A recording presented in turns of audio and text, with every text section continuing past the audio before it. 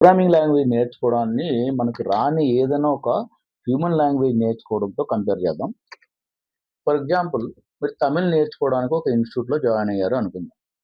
అంటే తమిళ్‌లో 0 లెవెల్ నుంచి ఎంతో కొంత లెవెల్‌కి డెవలప్ అవ్వాలి అనుకుంటున్నారు. అంతేనా? అయితే కోర్స్ తర్వాత మీరు ఏం ఎక్స్‌పెక్ట్ చేస్తారు? తమిళ్‌లో మాట్లాడడం, వినడం, చదవడం, రాయడం రావాలి. అంతేనా?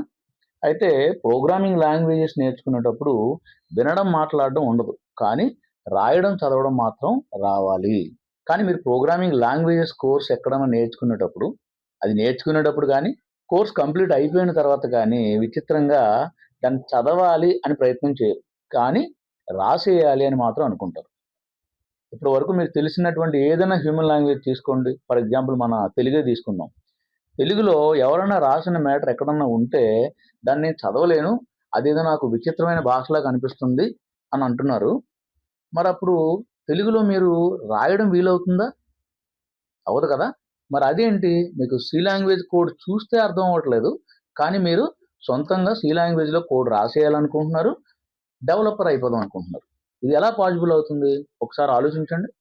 ఏదైనా ప్రోగ్రామింగ్ లాంగ్వేజ్ మీకు వచ్చింది అంటున్నారు అంటే, ఆ లాంగ్వేజ్‌లో ఎవ్వరన్నా రాసినటువంటి ప్రోగ్రాము మీరు రాసింది కాదు. దాన్ని మీరు చదివి, దాని ఎగ్జిక్యూషన్ ఫ్లోని అర్థం చేసుకోగలగాలి. సిస్టమ్‌లో ఎంటర్ చేయకుండానే దాని ఔట్‌పుట్‌ని గెస్ చేసేయగలగాలి. అంతేగాని మీ కాలేజీ లెక్చరరో, లేకపోతే ఏదైనా వెబ్‌సైట్‌లోంచి తీసిన కాపీ చేసిన దాన్నో, లేకపోతే చాట్‌జీపీటీ యూజ్ చేసి తయారు చేసినటువంటి కోడ్‌ని మనం కనీసం బుర్ర ఉపయోగించి ఆలోచించకుండా సిస్టమ్‌లో కాపీ పేస్ట్ చేసేయడం, లేదంటే ఫ్రెండ్స్‌తో మాట్లాడుతూ, పాటలు వింటూ, సిస్టమ్‌లో ఎంటర్ చేసేసి, రన్ చేసి, ఔట్‌పుట్ వస్తుందో లేదో చెక్ చేయడం, అలాగే సెమికోలన్ పెట్టకపోవడం లాంటి చిన్న చిన్న సింటాక్టికల్ ఎర్రర్స్ కరెక్ట్ చేసేసి ఇదే కోడింగ్ అనుకోవడం, నాకు కోడింగ్ వచ్చేసింది అనుకోవడం, ఇదే కోడింగ్ ప్రాక్టీస్ అనుకోవడం, just time and money waste పని.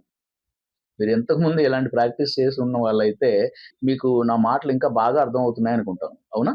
అసలు ఇలా ప్రాక్టీస్ చేసే వాళ్ళని ప్రోగ్రామర్స్ అనకూడదు. కేవలం డేటా ఎంట్రీ ఆపరేటర్స్ అంటే సరిపోతుంది.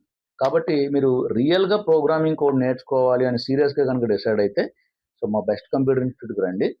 20 సంవత్సరాలుగా నేను సాఫ్ట్‌వేర్ ట్రైనర్‌గా, కాలేజీ లెక్చరర్‌గా ఎంతో మందిని సాఫ్ట్‌వేర్ డెవలపర్స్‌గా తయారు చేసున్నాను. సో, నా ట్రైనింగ్‌లో కోడింగ్ నేర్చుకోండి. సాఫ్ట్‌వేర్ ఇంజినీర్ అవుదాం అనుకుంటున్న మీ గోల్‌కి ఫౌండేషన్‌ని స్ట్రాంగ్‌గా బిల్డ్ చేసుకోండి. మా institute address and contact details ఈ వీడియో కింద స్క్రోలింగ్ అవుతూ ఉంటాయి. మీరు చెక్ చేసుకోవచ్చు.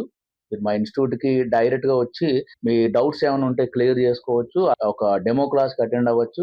At the same time syllabus, duration, fee ఇలాంటి డీటెయిల్స్ కూడా తెలుసుకోవచ్చు. మా ఇన్‌స్టిట్యూట్‌లో మిమ్మల్ని కలవడానికి వెయిట్ చేస్తున్నాను.